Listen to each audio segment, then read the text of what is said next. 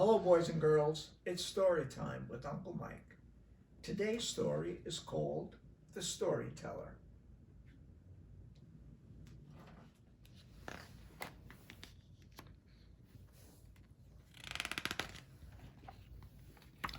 Long, long ago, like a pearl around a grain of sand, the fertile kingdom of Morocco formed near the edge of the great dry Sahara.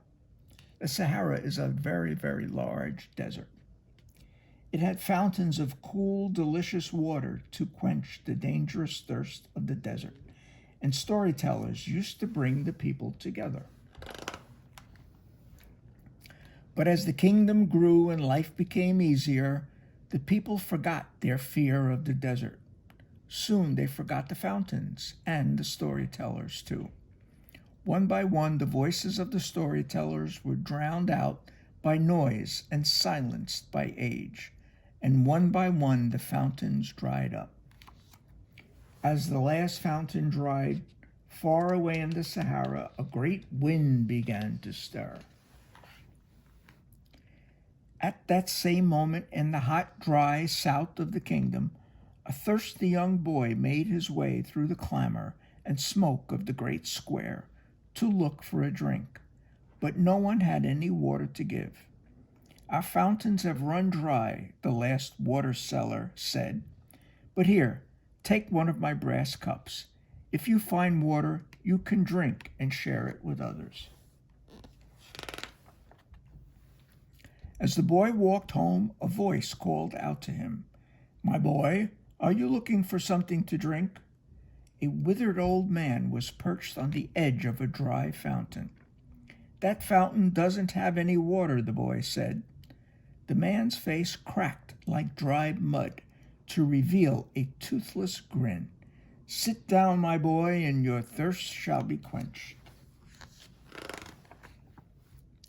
The old man's voice rumbled like a spring from deep within the earth, and he began.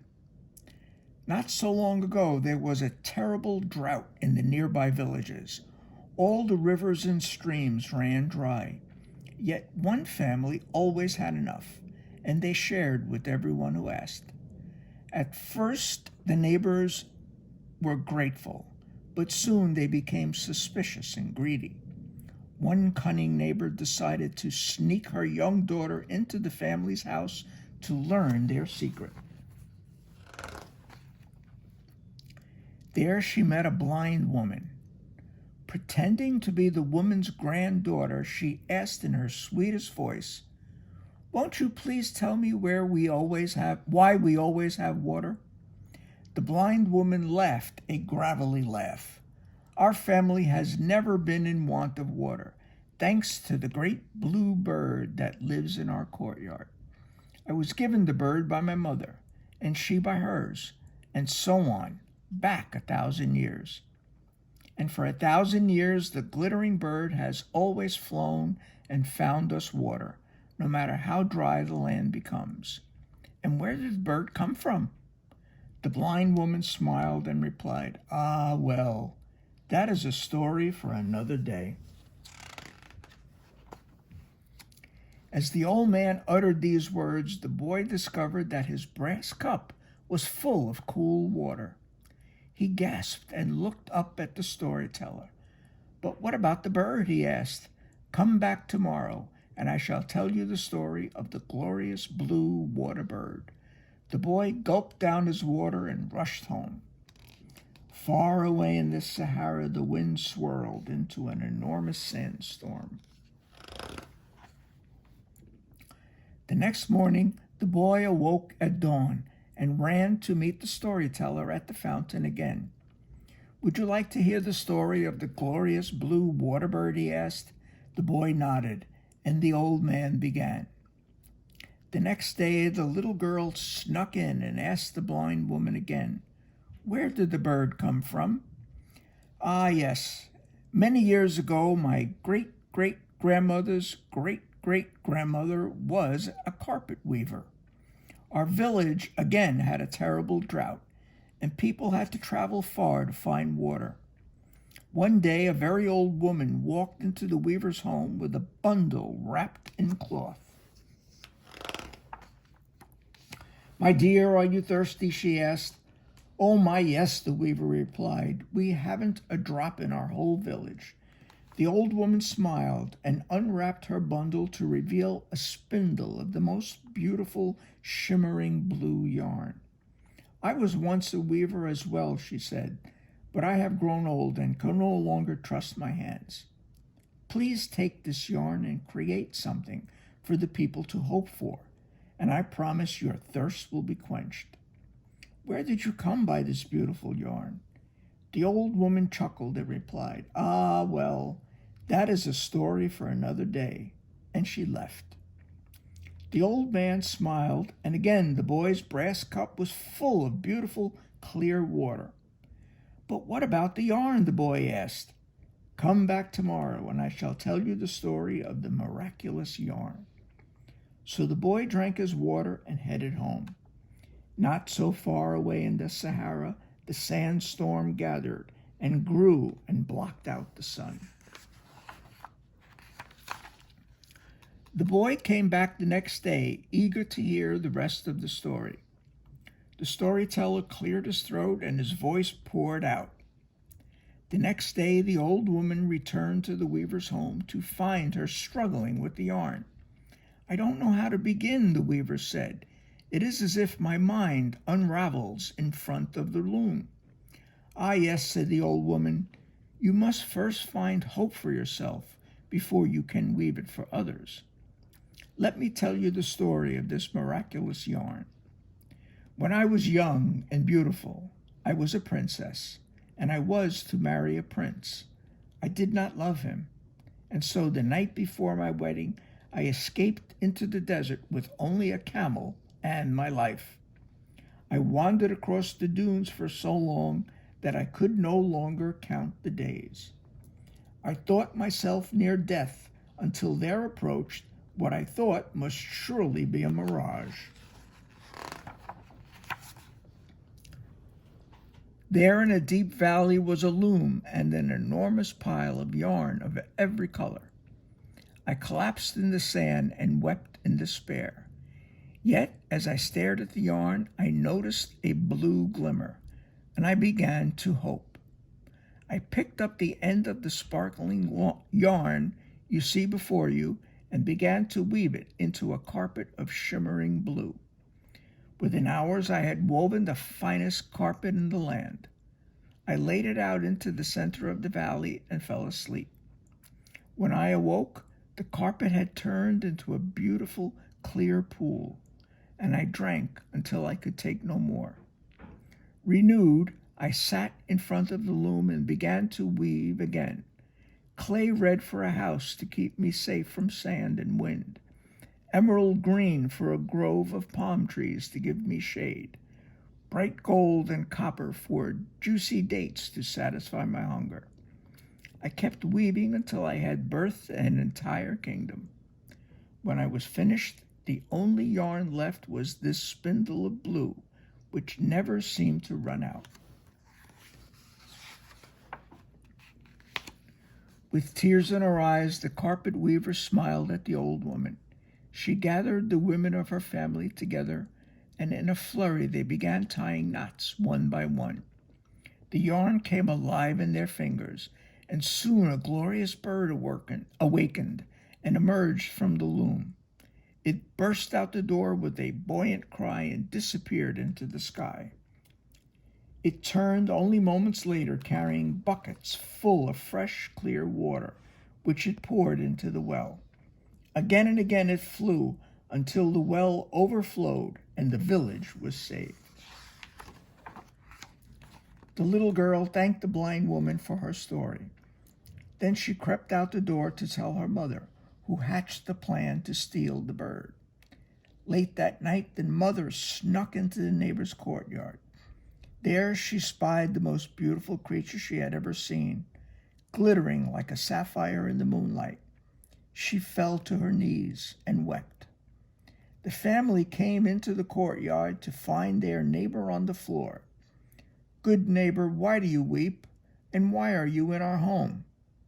"In greed I came to steal this bird, but once in its presence I was filled with hope instead. Reflected in its feathers I saw myself." The family brought her inside, and they shared a pot of sweet tea with fresh mint as she dried her eyes. No one ever tried to steal the bird again, and the village never again went without water. With this the old man finished, and the boy's brass cup overflowed with water. The boy sipped from it and poured the rest into the fountain. At that very moment, the sandstorm arrived at the gate to the city in the form of an enormous jinn. A jinn is an Arabian spirit. It's spelled D-J-I-N-N, but you don't pronounce the D. His voice boomed across the trembling walls. "I am the desert, and now that your fountains are gone, I shall destroy your city at sundown and make you part of the desert again." The boy and the storyteller smiled at each other, and the boy ran to the gate. "Almighty Sahara, before you destroy us, let me tell you a tale, and perhaps you will reconsider," he shouted into the wind. "I have made up my mind, but you may continue, and then I will destroy your city at sundown." And so the boy began to tell the tale of the endless drought. The jinn was intrigued and failed to notice the sun setting. "But what about the bird?" he asked when the boy had finished. It was nearly dark now, and a small circle of people had formed. "Ah, well, that is a story for another day," the boy replied. "If you spare our city tonight, tomorrow I will tell you the tale of the glorious blue water bird." The jinn agreed and faded into the desert for the night. The next afternoon, the boy brought together all the water sellers from the square and asked them to give a brass cup to anyone who came to listen. The jinn arrived at the gate and said, "Tell me your tale, and then I will destroy your city at sundown." The boy began the tale. As he did, more and more people crowded around, and each one was given a brass cup. The jinn again failed to notice the sun setting as the boy told his story, and by the end the sun had been down for some time. The crowd gasped to see their cups full of water. "But what about the yarn?" the jinn asked. "Ah, well, there is a story for another day," the boy said. "If you spare our city tonight, tomorrow I will tell you the story of the miraculous yarn." The jinn yawned, agreed, and disappeared back into the desert. The boy then had everyone pour their water into the fountains. The next day, the entire city circled around the boy to hear his tale, and soon the jinn arrived as well. "Tell me your tale, and then I will destroy your city at sundown." The boy began. As his voice rose, the great square fell silent. The audience began pouring their cups of water into the fountains, and by the end of the tale, the fountains were gurgling again. The jinn was so entranced that he didn't notice any of this. "What clever stories, my boy, but alas, now I must destroy your city." But when the sandstorm began to push against the walls, water began to gush from every fountain. The jinn found himself hopelessly overpowered.